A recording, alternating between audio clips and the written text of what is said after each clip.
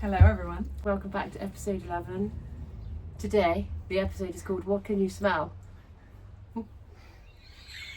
Just for those of you that are listening on Spotify, Nicki just sniffed her armpit. I can't actually smell that. No, me neither, to be fair, it smells alright, so. I use nice deodorant that really stops me smelling. Not that you don't. I love how you say that stops me smelling. Is that not what deodorant does? No, weirdly, Some of them do smell funny. My one armpit, just my right armpit, Yeah. sometimes gets a bit funky, but my left armpit never does. What do you use? I don't know, it's a cream one that you... So we're not sponsored by this brand. No, I can't remember. Like one of those renewable ones. Other brands are available. Yeah. I read something that it's a menopause thing to smell. What, one armpit? Well, some sort of smell on your armpits, or I didn't read it enough. Or I've forgotten. She's forgotten. I get itchy ears Yeah. with the menopause. Do you? I get itchy legs at night. Yeah, me too. And Is that a hot thing? legs. But this episode isn't about I do have hot menopause. legs. Anyway, where are we? This episode is called What Can I Smell? Not Nicki's armpit. Not our bullshit. No, and actually I'm going to challenge you on that. Our bullshit's actually really well rounded. I think so. It educated and Yes. experience orientated. Absolutely. Anyway, this is my colleague. She is called I'm Nicki Elwyn, still getting used to that. So, HR person by day, burnout aware consultant, singer by night, Oh. and lots of other things in between because, we're not busy. And Aren't you? in our lives, so I just keep adding things. She's not busy enough. Not busy. She's so busy, she's such a knob. I can smell bullshit. That's what I can smell. See, actually named episode. Oh dear, so And you funny. are? I am just Lizzie Bean, lady on a Not mission. just Just Lizzie Bean, a lady on a mission to make the world just nicer, happier and more wonderful. And luckily I get to meet lots of lovely people on the way that help do that. Oh, that's nice. Didn't necessarily mean me, but I took it as well. I did look at you in a loving fashion. I'm a mental health person, but actually I think I help people rediscover who they are and what makes them come alive. And I also have a one-woman show called Fuck It's and Rainbows, which is in London on June the 10th, Dursley on June the 12th, and at the Edinburgh Fringe in August. You've got to wait and see the outfit. Oh yeah, I've got a special outfit. For Edinburgh, brace yourselves. Yeah. It's going to be exciting. I wanted to wear it on the plane, but it might get a bit itchy. You might set the alarms off. That'd You'll be see great. what we mean in August. I'll get all the men in uniform to rumble me. Oh, look at Let's get Bend ready. over. That's That's not what this episode That's is not about. what this episode is about. So this episode is about, here we are. This episode is about, when I say what can you smell, it's this idea that so many of us are on the brink of burnout or on the brink of blowing up or The brink of whatever you want to call it. I think there's a lot of buzzwords buzzing around. And actually this episode is about where are you really? Are you simmering and getting on okay? Or are you actually boiling dry? That's a menopause reference. And I thought we should talk about this today. I think this is going to go a little bit midlifey. Because I think What that we we're in are. a classic space of everything suddenly getting too much.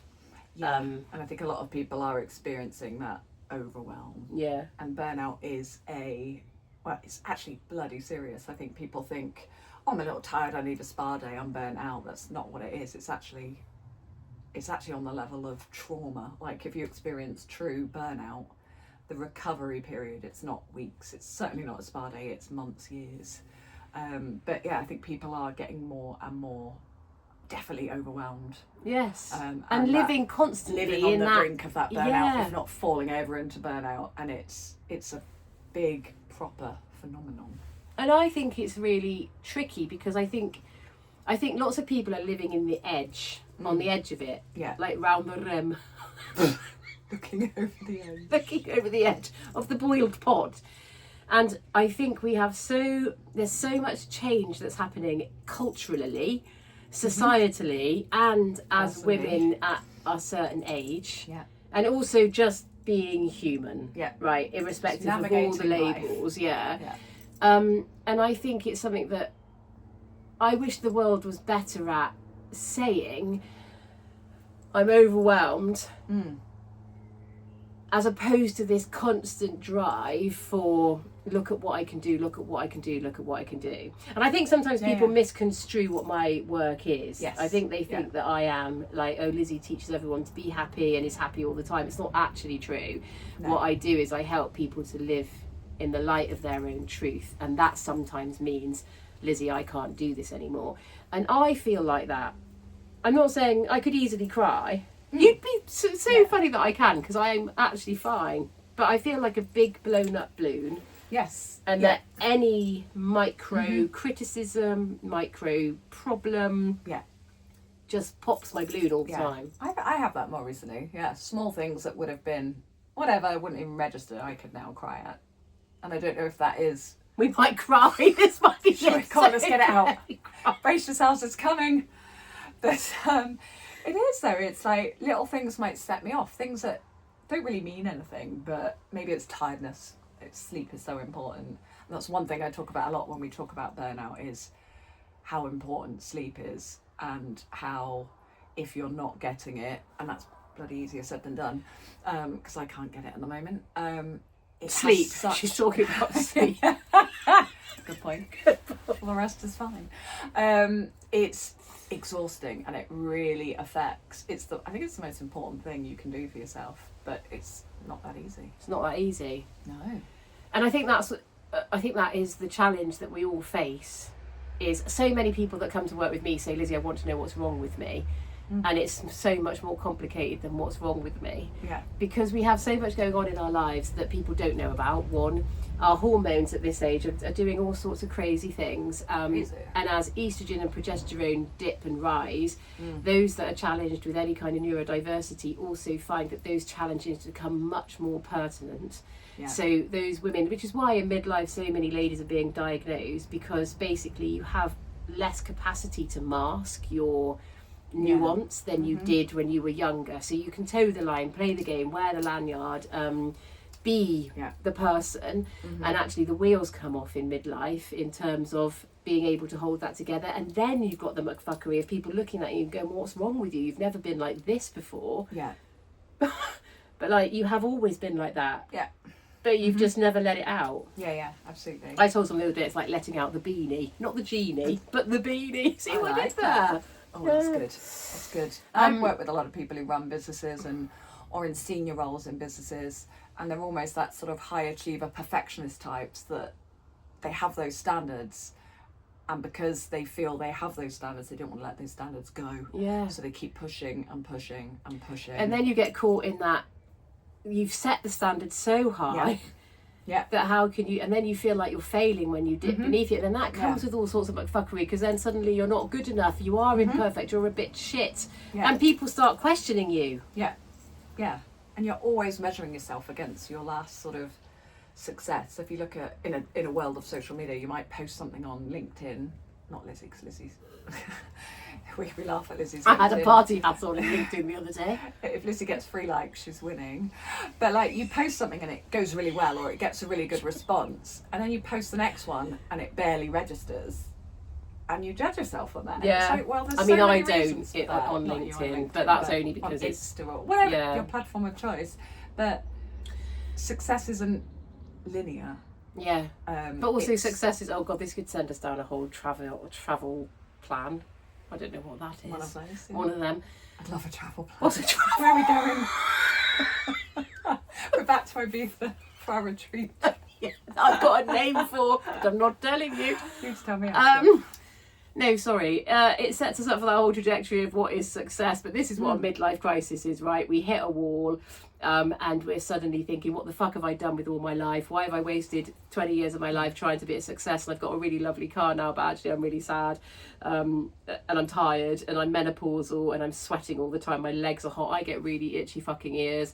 What's that about? I'm cranky. I'm more short-tempered. I'm less tolerant of bullshit, which actually is lovely. That's fine, that's a good one. But also, my challenge with that is... Yeah. Does it come out in the wrong way? No, more, because I know that everyone has a story.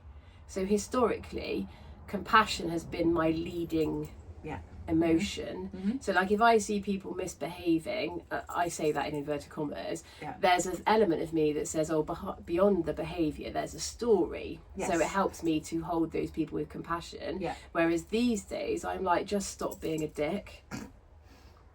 Like, irrespective of your story, you don't need to. I watched someone yesterday, this is a story, it's not that interesting, I'm in a coffee shop in a really, really, really affluent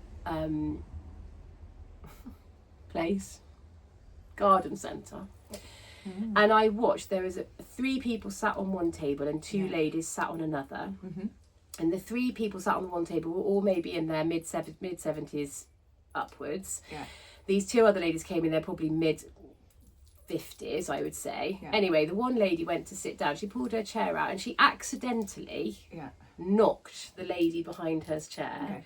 I then watched the man on the table sat with the lady's chair got knocked, push the chair violently towards the other table whilst they all muttered and talked about how inconsiderate that lady had been. Really? Adults. Wow. Adults. Just for a little nudge. For a little nudge. And for 10 minutes that anger played its way out. Why am I telling you that? So normally I'd say, oh, well, maybe they're having a bad time, maybe they're having a bad day, but actually there's just no need for it. There is. Or at the very least turn around to the lady and say, oh, could you be a bit more careful because I've got a bad back, bad leg, whatever. And I sorry. So that's what's happened. Am I allowed to say that out loud? You have, and I think that's fine. I'd say that does. I'm still really kind, I am, but I'm not putting up with people having. No. But there's a line between, like, if we all know we're going through something, we still choose how we react to people. So even if that man was having a really bad day, that didn't give him the right to shove that woman's chair. So he is a dick. And it just was really. You're a dick. I don't know who you are, but it was just fascinating to watch. And I don't have, I have less tolerance for that. That's not about... What are we talking about? We laugh, don't we? About we get older, we don't care, we'll just do it. But that's just being... If you're a dick, you're a dick. Yeah, like, don't do that. But no, I don't know how we got onto that. I don't know either, we sorry. We were talking about burnout. We went stress on. And... Oh, because I don't... Yes, it's the capacity, isn't it, for coping with life. There you go. And as your estrogen and progesterone drop, I think it's progesterone, which is like your peace out hormone. So suddenly you've got less of that. And so suddenly you are more short-tempered. Yeah, absolutely. But that doesn't mean I go and shove people's chairs. No. Maybe next week. Yeah, stress is a really powerful thing, isn't it? And I think... And it's so physical as well. And like, oh my God, It's so physical. It's like one of the reasons... It shows up in so many ways, physically and mentally. It's like one of the ways you get diabetes. Everyone's so mean about people that carry extra weight or live in bigger bodies and sort of blame their diet for diabetes. And actually stress plays a huge part in that. It's got absolutely nothing. And you can talk like stress is interesting, and I think I talked about this, I think it was even episode 1. If you look at a stress scale of 0 to 10, 0 isn't good either, because 0 means you've not really got a reason to get out of bed in the morning. Sounds good. But just having nothing to sort of drive you need some level of stress to sort of keep you going, keep you doing like positive things, achieving. Stress. Yeah, absolutely. And positive stress is good. It's when you're up, life takes you through that scale and it will take you towards the 8s and 9s, and that's fine as long as you slip back into that healthy, which is just sort of 4 to 6. But you might go through something. It might be something work related. It might be a bereavement, a moving house. All those big life events that people talk about. But you will slip back. Stress becomes bad when you're in that 9-10, but you're living in that 9-10. And you get caught in the glitch. And you can't get out of it. And then that's when you start to see it, physically as well. Like, it might be weight gain, it might be weight loss, it might be, lots, it might be a rash, it could be so many things that you might put down to... Like jaw ache, I have permanent jaw ache. I tense my jaw when I'm stressed. I find myself driving back from something and it freaking hurts after a while. It's like... And also... And I can actually feel I'm actually quite stressed at the moment. Like, no one would ever know that about me because they always sort of look at Lizzie and say, oh, isn't she so capable? But inside, there's an awful lot of stuff going on that I'm trying to manage, also regulate, not make shit up in my head, all of that stuff. And I think even I can feel my shoulders going up here and I'm like, Lizzie, stop, take a breath. And it's not just, and when I say just, I don't mean just. I think menopause is a fascinating place to be. Yeah. And it challenges all of us differently. So like everybody needs to be heard, no matter what, even if your menopause isn't as bad as mine. I don't mean that, but like, there's no comparison to be had in terms of whatever you're challenged with, it's a challenge. It's a challenge. But Absolutely. we're also in a weird space where we've got to the top of the mountain that we've been trying to climb. Like we're midlife. Yeah. We've done jobs, you know, some of us have done children, some of us have got the car, got the house, got those things that we wanted to have. Yeah. And now we're stood at the top of the mountain and the only place to look is down. And I don't mean to be depressing. Like I don't mean to be depressing because that's not who I am. But suddenly there's this reminder that this doesn't go on forever. That's depressing. It's depressing, really. I think now I am stressed. You depressed? She wasn't stressed. I felt fine before I came into the shed. The shit shed. It's not the sunshine shed, it's the shit shed. I have to paint it brown. I've got like a giant turd emoji. Put goggly eyes on the door. Oh my god. A turd emoji. Can we do that? Oh, that would be so fun. I appreciate that's a lot of work and then we'd have to paint it yellow to bring back the sunshine. Maybe we could get a tarpaulin. Yeah, or we just get AI to do it. Yeah, true. This I can't is the sad believe state of the world. we've just managed to talk about turds. I can. I really So can. amazing. So I think what I'm trying to say is that when I say what can I smell, it's this idea that we need to be more aware of where we are and choose our self-care appropriately. Like, you know, if you've simmered dry and there's nothing left in the pan is on fire, we've gone too far. We're damaging the very vessel. Oh my god, that's amazing. We're damaging the vessel that we're in. Yeah. So if you know that you're getting to the point where things are starting to burn, starting to singe, God, put your foot on the brake. Yeah, and it's bloody hard to do. And it's bloody hard to do. Recognise that in yourself because we're almost programmed to not stop. Yeah, and a bit of neuroscience says that primitive side of your brain knows that what you did yesterday kept you safe and it helped you survive. So your behaviour will naturally kick into, well, last time I faced something hard, I worked my ass off, I worked long hours, nice. I did this. So you are programmed to do it again. It's that fight or flight. So you just keep going. And also the world perpetuates that myth, doesn't it? Absolutely. So like for me, historically, when I found myself in an anxiety spirals, I've exercised too much and I've controlled my food intake. Not a healthy way to do it, but that's what I did. That's what you did, innit?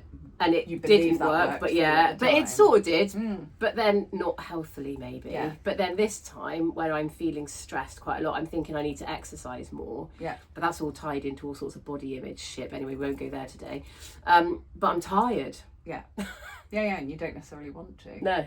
I think workplaces are interesting because you get this sort of, it's almost a stress comparison. Like you get this sort of competition in a workplace that goes like, she thinks she's busy, I've got this, this and this. And actually that's bullshit in itself. Yeah. But there is this sort of almost a desire, I don't know, every workplace is different, but that desire to get ahead, the desire to compete and do better, or, you know, I want that promotion, so if you're busy, I'm going to be busier. And that just, you know, creates this awful spiral of shit. And comparison. And the funny thing is what we're worst.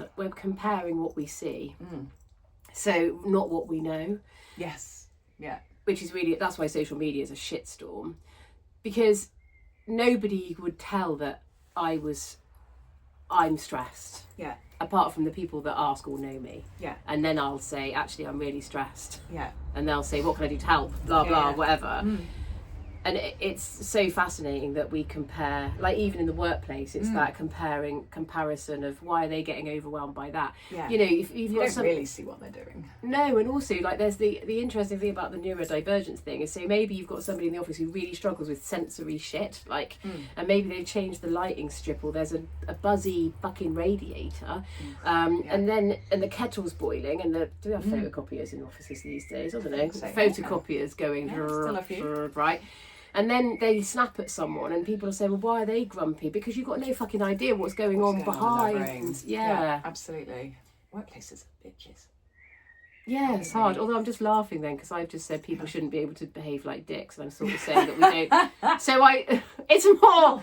I think if I worked with people, it'd be a different. Yeah. I was a random stranger, but if in a workplace environment, if there is this idea that God, we should be trying to seek to understand each other, we should, rather than blame, compare, yeah, belittle other people's struggles. Whereas I see a lot in the HR world of leaders, and throughout my career, no one specifically, but someone has an issue, someone's struggling. Oh, how do we get rid of them? And actually, there's no questioning of what's going on in their life, what's changed. Because for 10 years they've been brilliant, but that 1 year that they've had something, going on, whatever that might be, there's no question, and I find that really sad. And we've all had that, when you're at work and they want to promote you, but they want you to do it for a year before they pay you for it. So it's like, please work more for me and work harder because I know you're capable, but you've still got to prove yourself. And then I'll give you a pay rise. Yeah, it's so awful. And then we've got to be so awful, great. We've got to be so. I knew a woman who was like the sales director of a company, and then she got given managing director. Yeah. But rather than alleviate her of the sales director role, they asked her to do both for a while. Yeah. And then I saw her, and I was like, "You're right." She's like, "Oh my god, I just can't." She was on the edge. I can't tell. Yeah, she was on the edge.